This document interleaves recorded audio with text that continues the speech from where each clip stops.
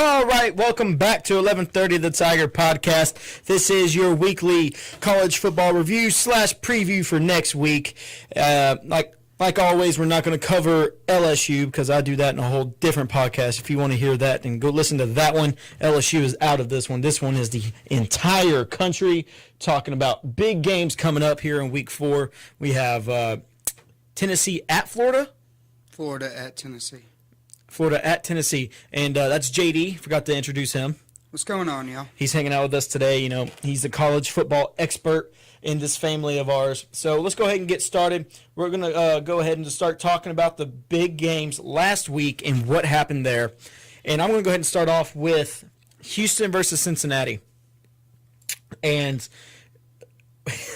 I remember I'm over at playing darts, and I'm looking at the score.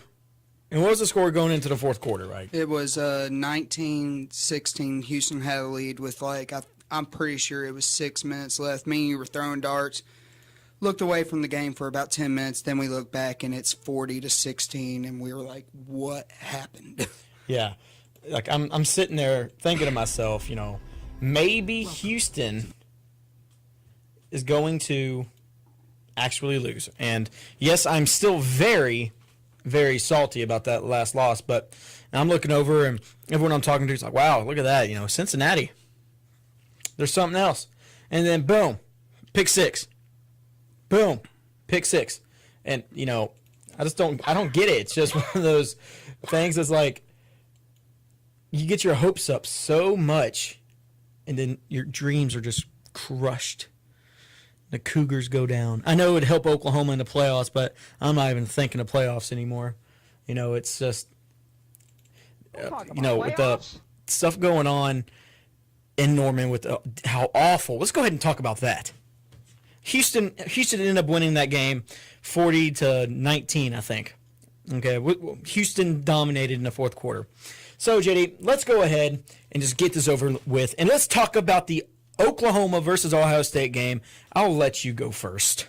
Can somebody please throw Mike Stoops a nickel and a dime for his defense? That was about the most pathetic performance I've ever seen from an Oklahoma defense in my life. How does a guy have 4 touchdowns and he had under 100 yards receiving? How do you not cover that guy in the red zone? Okay. You have to give credit to that one-handed behind the catch, behind the back catch. Jeez, that was unreal. Insane. But all facets of the game, Oklahoma just got straight out dominated, and it proved a lot to me with Ohio State. I did not see that. Everybody, like all the critics said, their recruiting level that they have recruited at for the past 3 seasons is starting to show. As Urban Meyer has done a great job, and he proves to everyone once again why he's one of the most elite coaches in all of college football. Yeah. I remember when he left Florida, my first thought was, oh, he's leaving because Tebow's gone. He cannot do anything else without Timothy Tebow. And you could not be more wrong And I could not have been more wrong about that. But one thing I was really, really disappointed in was, yes, the defense, but the running game for Oklahoma. And how that Ohio State offense completely shut down P. Ryan and Mixon. And, you know, Mixon, yes, he had that, you know, huge kickoff return to keep us in the game early on, but then he ended up dropping it before the goal line. Thank goodness, you know, ref didn't see that one, you know. It would have been a lot worse. Oh, it would have been awful.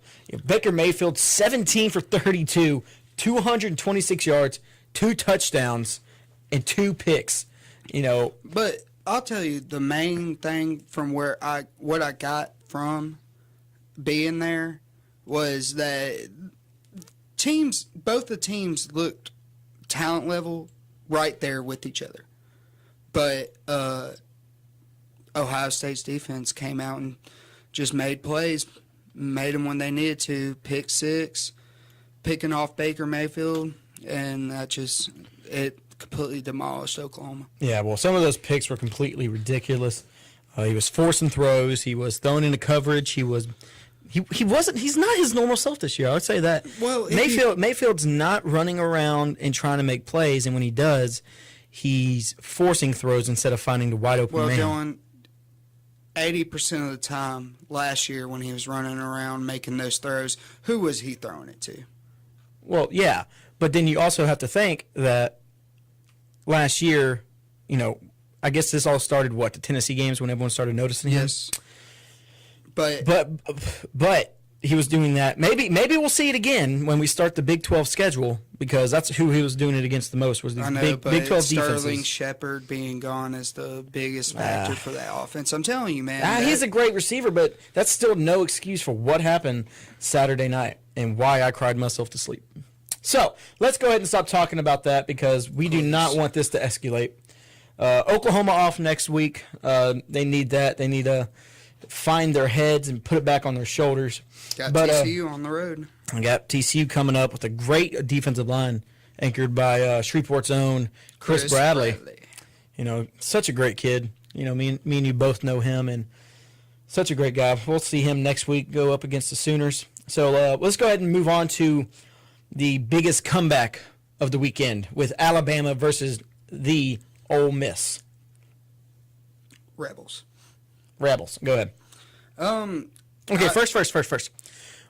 Did you get to watch this game, or were you traveling? I didn't get to watch any game because I was busy walking around campus and intermingling with the Ohio State and fellow Sooner fans. Okay. Well, then I'll go ahead and go first. I'll say what I saw in this game. I'm house sitting for these people I know, and I'm sitting there with the dogs watching this game. Ole Miss is up. I think they were up 24-3 or 24-0. I did see that they were up 24-3. Yeah, 24-3, and then Alabama ended up scoring the football, and you gave me a call, and you said, what's going on with this Bama game? Are they really getting their butts kicked? And as soon as you said that, I look up to the TV, and Bama's returning a punt for a touchdown. And I looked at you, and I was like, no, don't worry about nothing. You're like, it's 24-3. I went, no, it's 24-19. I was like, they just scored 2 touchdowns in 8 seconds. I was like... Yeah, no, do not worry about Alabama ever, especially after this. I think this makes Alabama even more scary when they're down. Even though I didn't get to watch the game, but looking at the score update on my phone, when I saw that they were down 24-3 and then they end up winning the game 48-43, that is what a national championship team is made of. When you are down on the road to a team that's beaten you twice already in 2 years in a row, you find a way to win. Mm-hmm. And you can't imagine what those Alabama fans were what they were doing during that game. I went and talked to my cousin Josh. He's a huge Bama fan. Man, he was so psyched. Yeah. What was Tuscaloosa sounding like? What do you think Tuscaloosa was doing? Do you think this was just a normal win? Oh yeah, I mean they're expecting undefeated national championship every year. Yeah, it's crazy with the expectations there, but also this is such a heartbreaker. You've seen Caleb Kelly.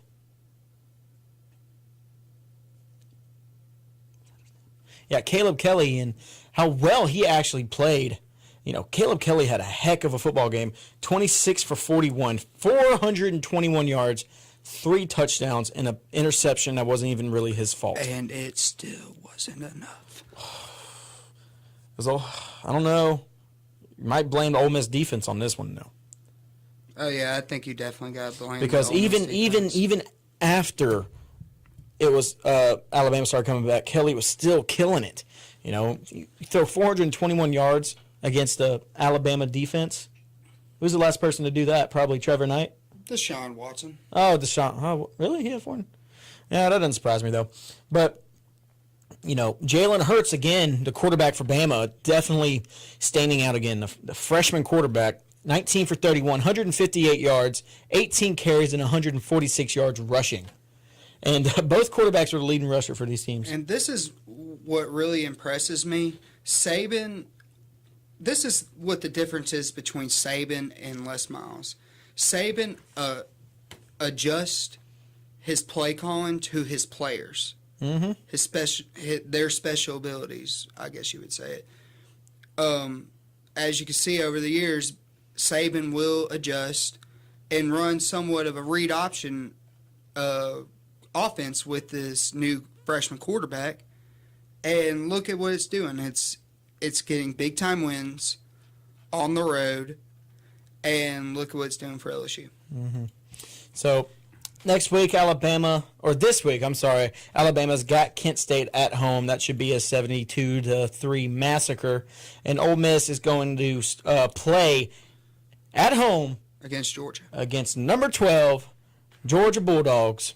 And I'll talk about Georgia when we get to them, but I'm surprised Nick Chubb is not having the season he is, or is he?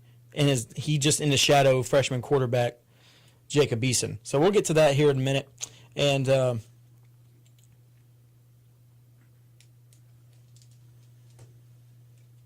I know you're just as surprised as I am about Lamar Jackson making his Heisman moment in that I'm still blowout. He's a good quarterback. He's great. Oh, he proved I'm not saying he's going to win the Heisman, because how many years in a row have we seen one big player have like 4 straight great games and then just suck it up later? I don't even care about that. I'm more along the lines of Louisville's not going to go undefeated. Louisville's either going to lose 2 or maybe every single one of these people I'm about to mention. Houston, which is going to be a shootout, but I think Houston's defense is going to hold up, because you saw what they can do against Oklahoma. And I know that's not saying much now, but it really is saying something. That is late in the year, and both those games are on the road. Yeah, but then you have to play at Clemson next week after they get by Marshall this week, and then they got to play at Virginia, which I think might be an upset bid, and then the last game of the season against Kentucky and Mike Stoops. So I don't think Louisville's going to go out undefeated. Mark Stoops? Yeah, Mark Stoops. Mark, Mike, Bob, they all suck. Do not disrespect Mark Stoops with his brother Mike's pitiful defense. Yes. Yeah. Well, I hate all the Stoops now. I want Bob Stoops out of Oklahoma. I really do. Dylan, okay, let me put it this way.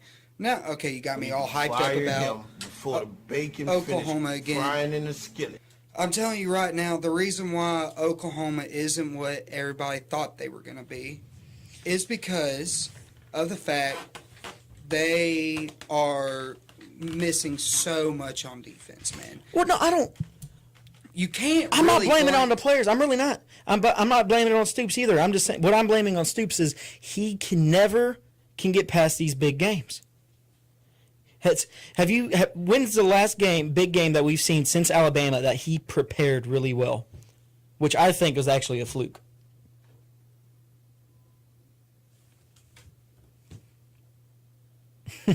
See? Touche. So I think it's just he doesn't prepare well. And I know a lot of these coaches, when they have a smaller team come in and they're like, oh, we're going to prepare like it's a regular game. But when you go up against a Houston team that has all this hype from last year and going up against the Ohio State University at home for a must-win game to keep your playoff hopes alive, you don't just go into it as a next game, which I feel that's what he does. And I'm just very disappointed this season. I'm still, diehard Sooner fan, but I'm also a very realistic Sooner fan. I'll agree. It is time for Stoops to go. I'm gonna play that bit again just because I think it's funny and it's about Les Miles. We need to fire him before the bacon finish frying in the skillet. That's what I said when I woke up Sunday morning. I was hoping that I'd see something that said Bob Stoops gone and, Nick Saban, new head coach. All right, somehow we got off over on Oklahoma. So now we're going to move on to, what's our next game, JD? Computers froze. We're going to talk about the complete domination that Stanford put on USC, even though it doesn't show. No, well, Christian McCaffrey definitely destroyed them again. Christian McCaffrey definitely, I think he deserves to win the Heisman more than Lamar Jackson because Lamar Jackson's going to be here next year. McCaffrey is probably going to leave after this year. And please, Belichick, take oh him. man, and in our next podcast we're going to do later on, we're going to do an NFL podcast. We will talk. I have someone who I think Belichick should take. We'll talk about that later. But, McCaffrey, 30 carries, 165 yards, 1 touchdown. And also McCaffrey had 73 receiving yards and another touchdown. McCaffrey has basically had USC's girlfriend's number his whole entire life in college. And he's dominating. McCaffrey he's Barry Sanders 2.0. He's just one of those guys that, the run game isn't there, toss it to him on the outside, he'll break through. If coverage is strong, he'll bust through the middle. It's just insane. He's a once-in-a-lifetime player. I think he's one of the best running backs since Adrian Peterson in college. Okay. I wouldn't put him past Leonard Fournette for a natural running back, though. Yeah, I'd agree with that. Christian McCaffrey, he's just one in a million talent, man. Honestly, I don't believe he will be a running back in the NFL. They're going to move him to slot receiver. But I think he will excel. I think no matter where he's at next year, if he goes, I think he's a senior. He's a junior or senior. I don't remember. But as soon as he goes into the draft, he's going to be probably my 3rd round pick in fantasy. Because I think he's going to be a fantasy machine. Oh, for sure. So, all right, well, let's go ahead and go. Especially if he goes to New England, it's.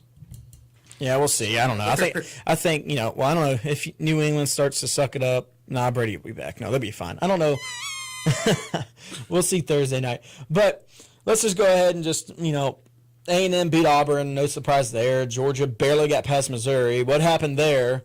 Tennessee barely squeaking by another crappy team in Ohio. What happened there? LSU squeaking by Mississippi State by 3, which is, hey, okay. It's not the season LSU expected to have either. How either. about them Cornhuskers taking away from them Ducks? Yeah, that's right. Nebraska actually 3-0 in this season and making a surge into the Big Ten. How about